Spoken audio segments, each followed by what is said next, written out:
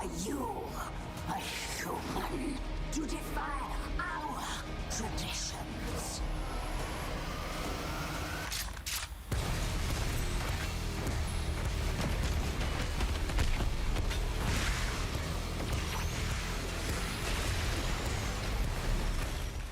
How's it going, everyone? Wraith here with another Doom Eternal video. By now, I'm sure most of you have already seen the newest story trailer for Doom Eternal and have started many speculations and theories to build up the hype for the game. The trailer did indeed contain quite a bit of new things to digest, and so in this video I wanted to talk about the Icon of Sin potentially making a return in Doom Eternal. Before I get going, I always like to say how much I appreciate the support on the channel and being part of the Doom community. I usually don't have a ton of time to work on videos, but when I do, I tend to take my time and ensure that they are worthwhile. On top of that, when I see a video do well, it really motivates me to keep going strong. So thank you all once again. If you're new to the Doom scene, then you are definitely in the right place. This is a really good time to get into the franchise and to experience what all this hype is all about. The newest trailer for Doom Eternal has completely blown most of us away with a ton of content that we can expect to see in the final product. Not only we got to see more of what the Doomslayer will confront in his crusade, but also some key plot points. Something that made Doom 2's plot come together was knowing that the Icon of Sin was the one responsible for Hell on Earth. Since Doom Eternal is very similar to Doom 2, the Icon of Sin may end up having an important role once again. For those who may not know about the Icon of Sin or may need a refresher on the subject, the Icon of Sin is a massive demonic head in the form of a goat. In the lore of the modern Doom games, RipNtear, a place in another dimension or solar system, was at war with Hell for many years, with Hell not having the advantage anytime soon. The reason the war was started in the first place was for the possession of a powerful substance called Argent Energy. This energy was given to the people of RipNtear from the elemental wraiths, who were godlike creatures that eventually became the deities for this civilization. Anyway, a long story short, a Night Sentinel who was part of a warrior group that protected both the wraiths and the people of RipNtear lost a son in battle and struck a deal with Hell. This deal was struck with a Hell priest named De Grave, who after the Sentinel betrayed his people was able to subdue the wraiths and use their power to conquer RipNtear. The son was resurrected, but in the form of a demon, which was the Icon of Sin. The modern lore goes a bit more in depth of the demon and gives at least a backstory, whereas in Doom 2, the Icon of Sin was just simply a biomechanical head on a wall. It did resemble Baphomet, which is basically representation of the devil, or all things opposite of each other, good and evil, and so on. In fact, Baphomet has a bit of history with the Crusades and the Templars. The Night Sentinels have a lot of similarities between the Crusades and Templars, so I may have another video soon which could explain a bit more on that and why there are Sentinels that betrayed the Doomslayer who are in the second story trailer. Back on the topic of the Icon of Sin, the demon was defeated back in the original games, but the interesting thing to point out is that the demon is shown in Doom 2016. According to the Codex entries, it is dormant and could potentially regain its power to fight the Doomslayer. In Doom 2016, the Icon of Sin is found in the Necropolis, where the Slayer was directed by Samuel Hayden to go in order to retrieve the Crucible. The Icon of Sin acts as an overseer and a gatekeeper to the entrance to the Crucible and the Hellguards. After the Doomslayer retrieved the Crucible, he was teleported back to Mars and never set foot in the Necropolis again. At that point, it's very possible that the Icon of Sin was awakened by a Dark Lord, or possibly the Khan Maker resurrected him after the Crucible was taken.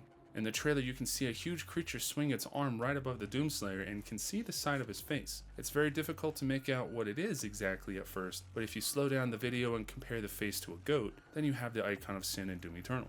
And the ending text from Beating Doom 2, it mentions that the Icon of Sin had a body, or at least limbs, so it's very possible that the demon in Doom 2016 had a body all along, hidden as well. However, from the trailer, it seems as if most of the body is mechanical, so either someone could have built the body for the massive demon, or his body was mechanical to begin with. If you watched my breakdown video of the trailer, we can see that there could have been a good amount of time in between both games, that if the UAC or even Hell would have had plenty of time to resurrect the Icon of Sin. So what role will the Icon of Sin play out in Doom Eternal? We know that he was the mastermind for the invasion of Earth back in Doom 2, but this time around, since there are the Makers involved, he could have a bit of a different part to play. From what we can determine from the trailers and cover artwork, the Khan Maker seems to be the main antagonist in this game. If she is indeed from heaven or even possibly a fallen angel of sorts, she has ties with Hell. We know this as she is seen with the Hell Priest in one of the cover artworks, allows Hell to invade Earth, and talks down to the Doomslayer. Made others sacrifice in the name of our prosperity. Who are you? A human to defy our traditions. On top of that, in the trailer it seems as if the homeworld of the makers, Urdak, is about to use a weapon of sorts on Earth. In my breakdown you can see some kind of energy gathering and aiming towards Earth. At the same time we can see the Slayer jump down to it. One of my theories is that the Icon of Sin is the guardian of this weapon. The con maker could have positioned him there as a deterrent against the Slayer, as he is the only one that could stop them.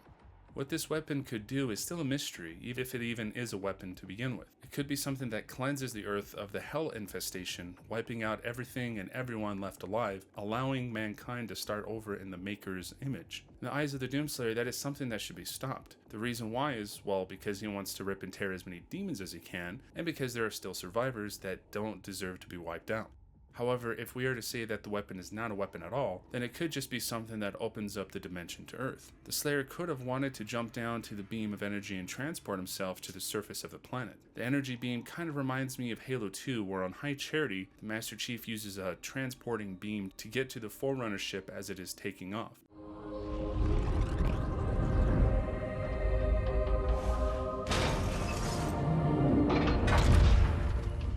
Chief, when you get to Earth, good luck. After I'm through with truth. Don't make a girl a promise if you know you can't keep it.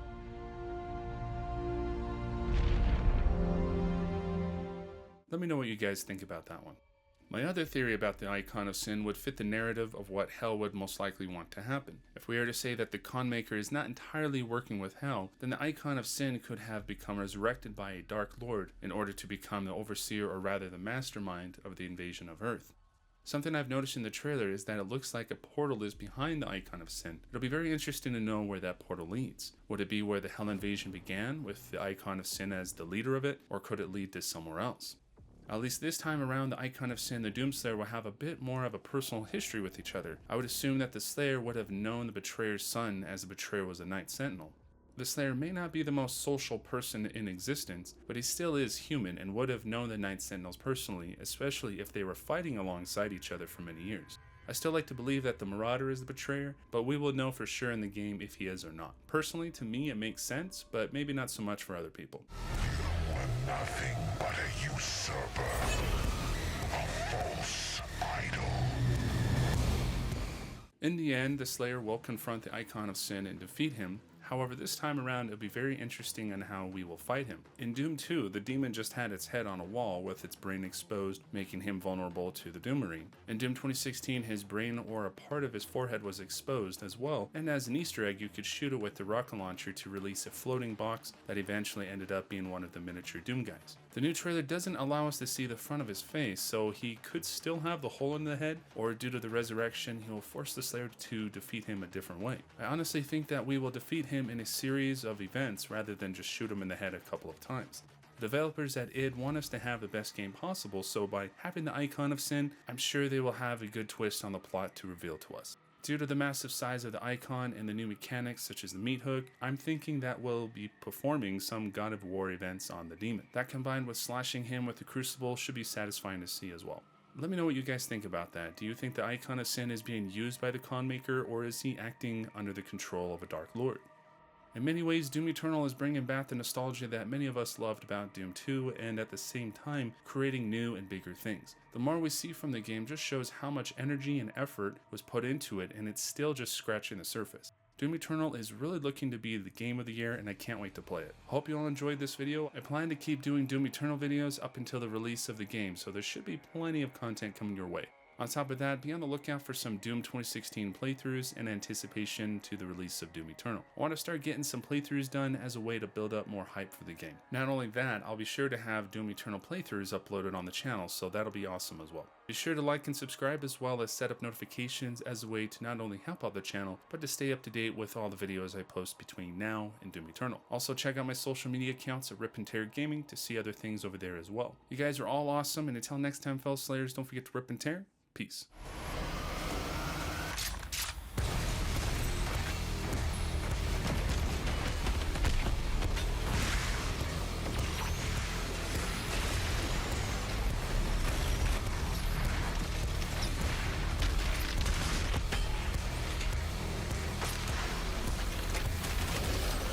We must move quickly. those who would seek